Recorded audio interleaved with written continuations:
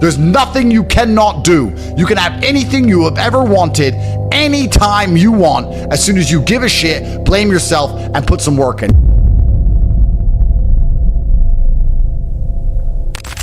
Your mind must be an absolute monarchy. I cannot remember the last time I won anything unless I was winning by force. You do not win. There's no easy ride to the end. You're only ever going to win by force. Your mind must be an absolute monarchy where your commands are instantly obeyed and you instantly comply with your own mind.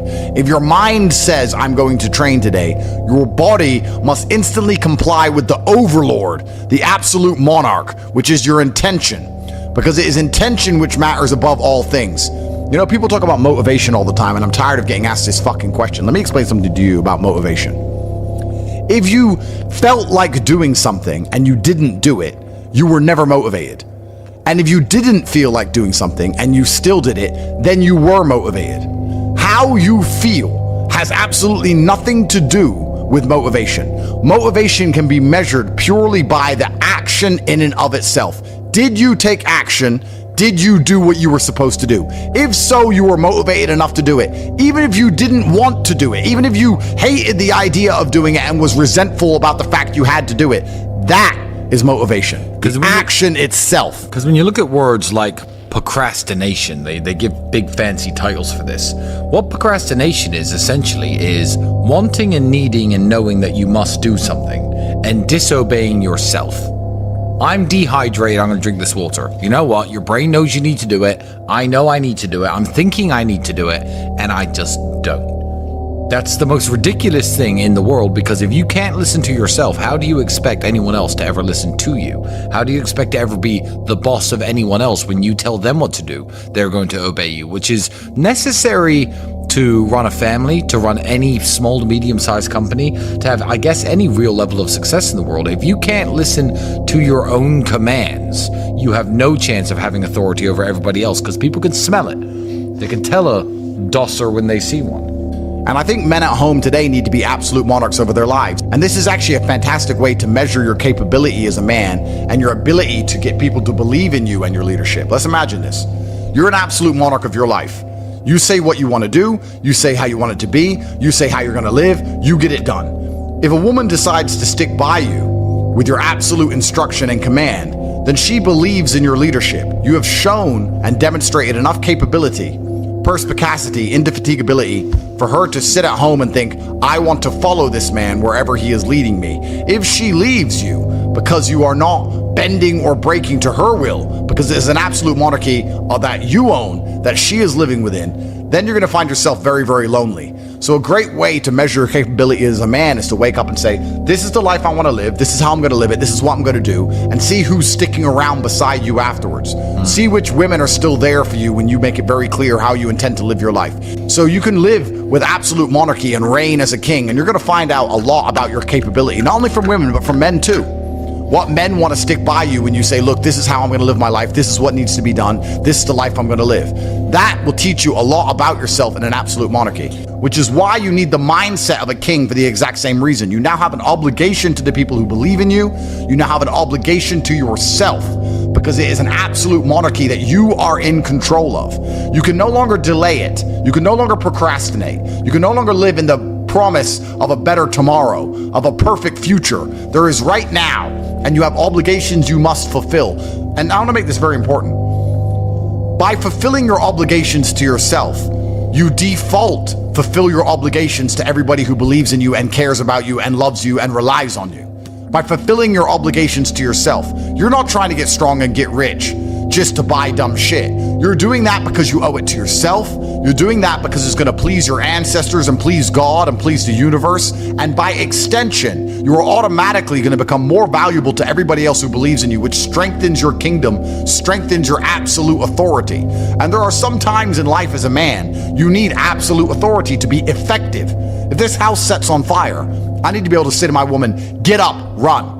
I don't have time for her to say why. I don't have time for her to say, where's the fire? Maybe you can put it out. My friend's boyfriend didn't yell at her like that. Why are you being rude to me? There's no time. I gave a command and I expect to be obeyed, because because it allows me to save her life and mine. If you do not have absolute authority over the people you are providing and protecting, you are not actually effective as a leader at all. I believe everything in the world is a choice. And people will argue with me when I say that. They say, no, I didn't choose to feel this way. And I'll argue back that believing everything is a choice empowers you to make the change. Trying to say that everything is not a choice removes your power and your authority and your responsibility and your capabilities. When people sit and say, oh no, I didn't choose this, well then they can't choose to fix it. Whereas if you accept that every single thing about you is a choice, then you get to choose to change it or not. So I think the most powerful thing you can do if you're a depressed or sad person is you can choose to stop being one. And that's the mindset which allows you to be most competitive in the world. Like what even is true and false? True and false is adopting the mindset or the strategies which allow you to compete and win. That's what's true. It's like fighting, right? People say lucky punch. There's no such thing as a lucky punch. It landed and you threw it. That's a punch. And that's a punch you've been training for. So I like what you said about it doesn't matter if it's true or not because it's empowering. I would argue that truth is empowerment. What is true? Well, for me, what is true is what allows me to feel most powerful. That's what's true to me. When I look at scenarios or situations, I sit and say, well, option A makes me feel weak and helpless, and option B makes me feel powerful, so I believe B to be true. That's what I believe. And that's where my whole worldview comes from. Would you get flack from that? Do people get upset with you saying that? All the time. Right. But those are people who have a different version of objective reality, and their reality is not geared towards competitiveness like mine is. The primary objective of my thoughts and feelings and reality is to win. The only reason my brain activates is to win. It's not to feel happy. It's not on some garbage, endless quest for what might be true. It's to win all of the time. So I optimize for competitiveness and I optimize for performance in all things, which is very unpopular with a lot of people. Most people don't optimize for that. Most people optimize for the worst thing possible.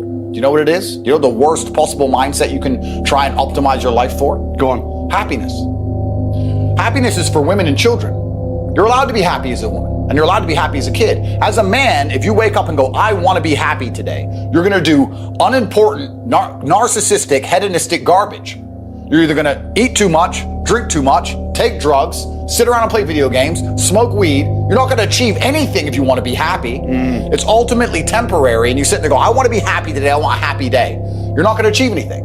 As a man, 99% of the time, you're going to be stressed or annoyed about something that's just happened, currently happening, or about to happen. That's life. We live constantly anxious. We have a lot of things to do. And you either suffer the consequence of the stress it requires to be a somebody, or you suffer the consequence of having no stress because you're a nobody and you work in Starbucks and then you're a no one. There's no escape the eternal suffering of man.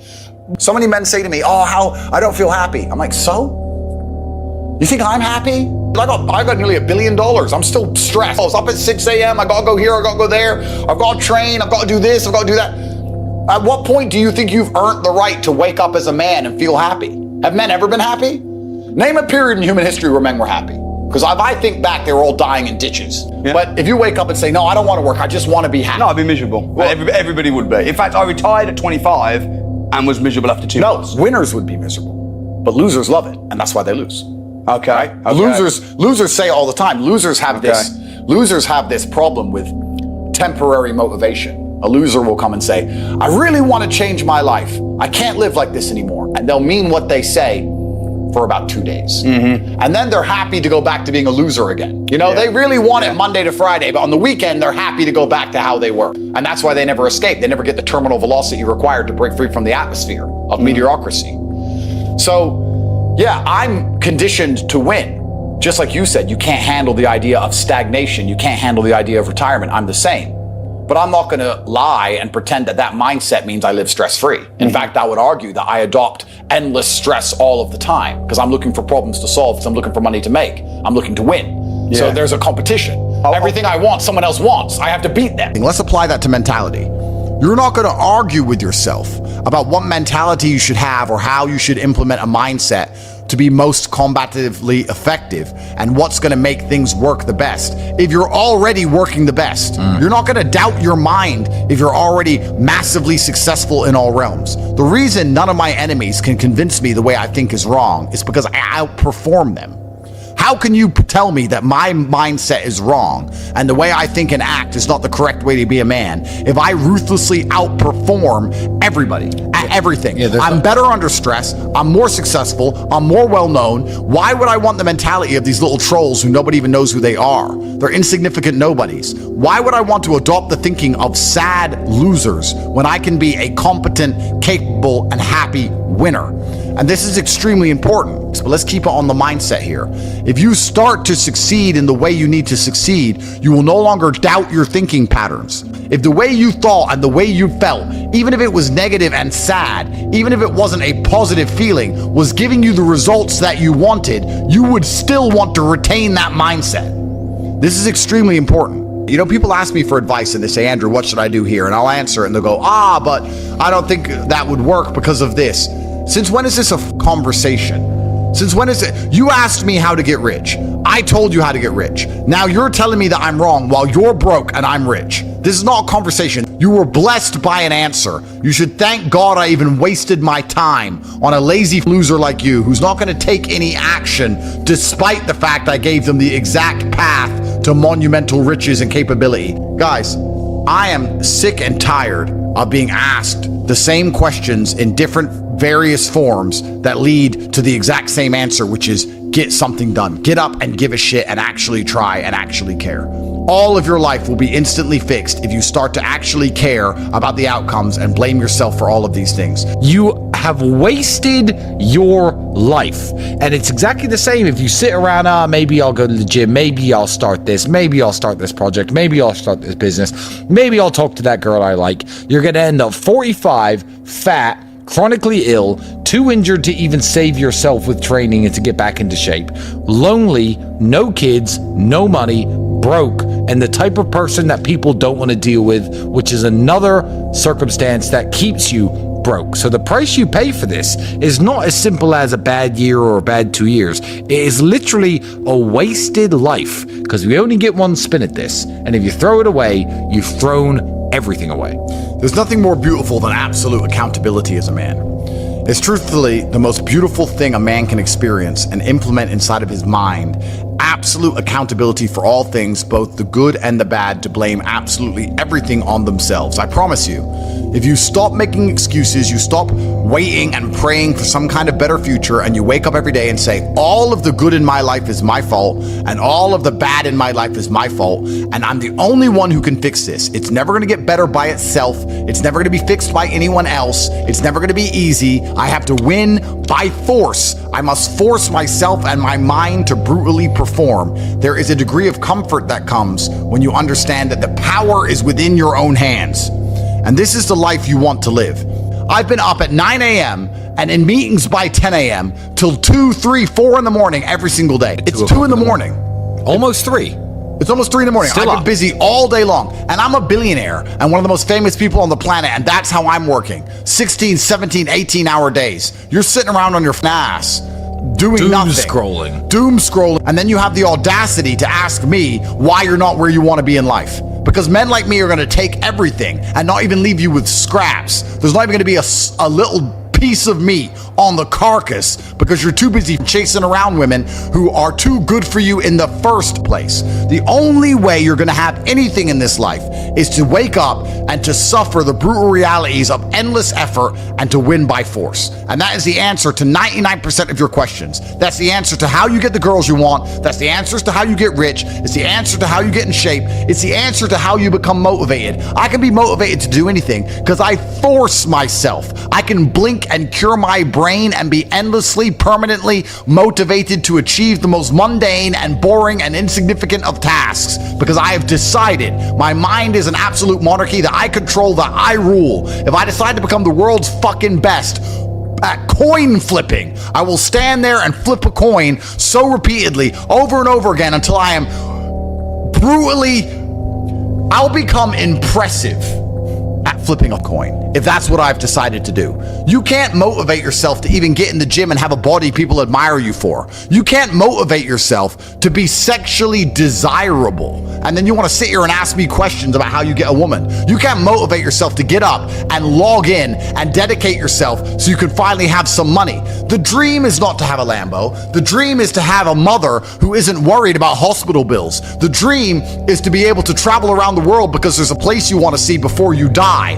The dream is to have a car that works, and if it breaks down, you can afford to pay it. That is the dream. And to achieve this dream, you do not have to climb Mount Everest. You have to open up a laptop and type, and you still fail. And then you want to sit there and ask me, oh, how come I don't have the motivation? You don't have the motivation to type on a keyboard to achieve your dreams, and you think I can fix a loser like you? If you're not improving, you are dying. If you're not growing, you are dying. There's no such thing as staying still in this world. Isn't it beautiful for a man to turn up, try his absolute best, or otherwise, attempt to try his best, and be completely responsible for the results, to get the benefits of a positive result and all of the negatives of a less than perfect result? There is nothing better as a man than to turn up and get a fair shot. That's exactly what you should want. You should want as a man to be judged for who you are and what you're capable of, with no sugarcoating, no positive spin because you know somebody. You want to just say, here's who I am, this is what I can do, give me a fair chance. You want a fair chance in life, and you want to be the kind of man who says, if I have a fair chance, I'm going to win because I believe I can work harder than everybody else. There is nothing better than turning up, putting on gloves, even if you've never fought before in your life, and showing that you have the grit, because you can only win things in life by force. This is a mentality decision. This is a chance for you to prove to the world that you never quit, that you never give up. This is a test to see who's a quitter and who's a winner. And this is why I said at the beginning, the only way I have ever won anything in my life is by force. The only way I have ever succeeded in anything in my life is by force. It's all I know how to do. It is all I have ever done, is to look at the insurmountable task ahead of me, to look at the large, huge mountain which has never been climbed before, and one step at a time, with an iron mind which will not bend, which will not break, remaining completely unfazed, put one foot in front of the other until one day I wake up and I'm at the top of the hill. There is no easy way to get anything else done ever. But perhaps, maybe, all of this is just a form of procrastination. It's a form of copium. It's a form of self-explanation where they can try and talk their way out of the brutal reality, which is work. People ask me, how do you get rich? You do this and you work. Oh, but that won't work for me, because they are saying that so they do not have to actually do the work. That's what they're trying to do, trying to avoid the brutal realities of life. There's nowhere to hide. You cannot escape. The only thing that is guaranteed in this life besides death is constant, endless, never-ending work.